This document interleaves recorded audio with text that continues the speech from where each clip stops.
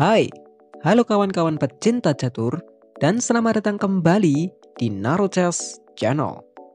Di video kali ini, saya akan membahas partai catur yang sangat menarik, yang dimainkan antara Magnus Carlsen melawan Viswanathan Anand.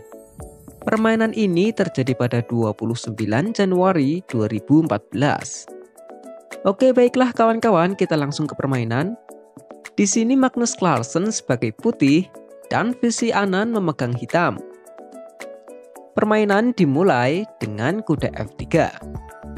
Loh bang, emang gerakan pertama boleh langsung gerakin kuda? Yang tidak boleh itu adalah memajukan dua pion kalian secara bersamaan. Oke? Loh bang, tapi di tempatku boleh kok majuin dua pion secara bersamaan? Serah lu deh. Di sini kita pakai aturan resmi aja ya. Kuda F3 ini dinamakan pembukaan reti. Ide yang paling basic gerakan ini adalah mencegah hitam memainkan pion E5 untuk mengontrol petak pusat.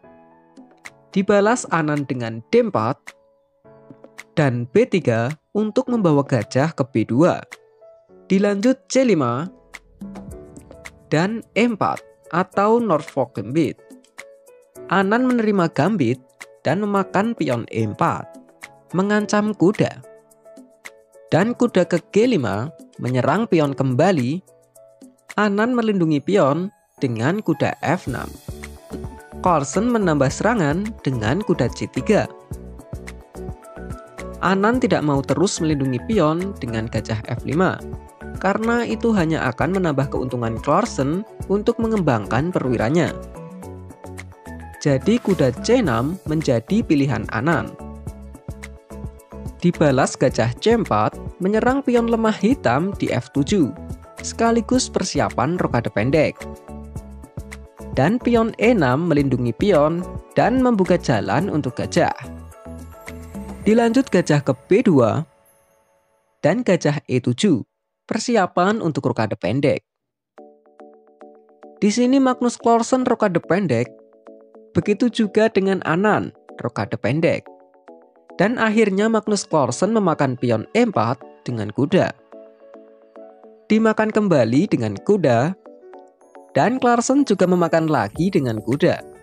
Gerakan yang cukup bagus di sini adalah pion B6 dengan alasan membuat struktur pion menjadi solid. Dan persiapan gajah ke B7 mengancam kuda dan pion G2 di belakangnya. Tapi Anand melangkahkan pion ke E5. Jelas, gerakan ini memberi Carlsen kesempatan untuk memajukan pion F4 dengan tujuan membuka file bagi benteng. Dan benar saja, dilanjut pion ke F4. Anand pion kali F4. Carlsen menunda memakan pion dan menggerakkan menteri ke H5. Lalu Anand membalasnya dengan kuda D4, menghalangi serangan diagonal gajah gelap putih.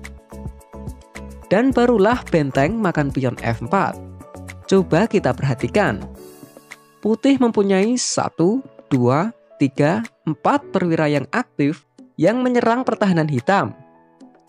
Sementara hitam terlihat masih belum terlalu siap untuk menghadapi gempuran putih.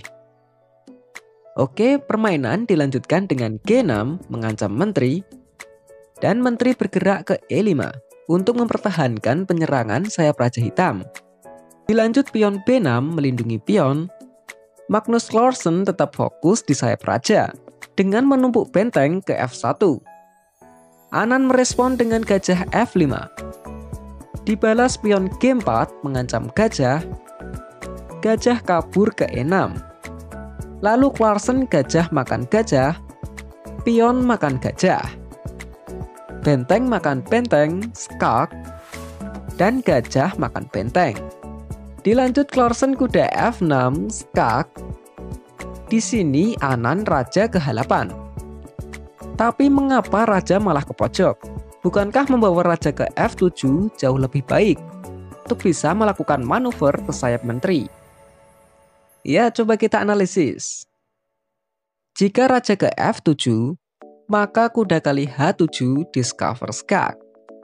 Jika raja ke G8, maka benteng makan gajah skak ster. Atau jika raja ke E7, maka benteng tetap makan gajah mengancam menteri. Jika menteri kabur, maka benteng makan benteng. Tentu ini sangat buruk bagi hitam. Oke, kembali ke permainan.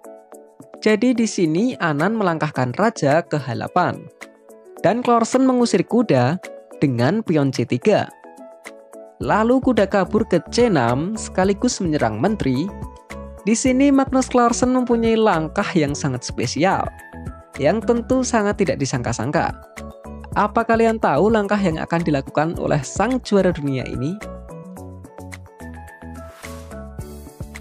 Kuda E8 skak.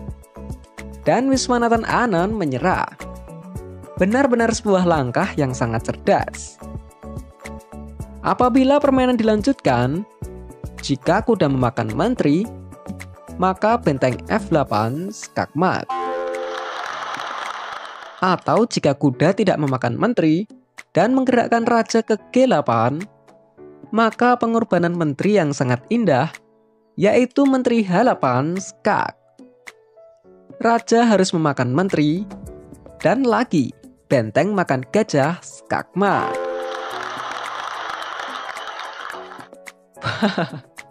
Wow, ini benar-benar skak mat yang sangat indah oleh Magnus Clarkson. Oke lah kawan-kawan, sekian dulu video kali ini. Semoga video ini dapat lebih memotivasi kalian dalam bermain catur selanjutnya. Dan jika kalian suka dengan video-video catur seperti ini, silahkan klik like dan juga subscribe channel Narujas ini, agar saya bisa lebih bersemangat lagi dalam membuat video-video catur selanjutnya. Dan adanya salah kata, saya mohon maaf. Salam Chess Lovers, terima kasih.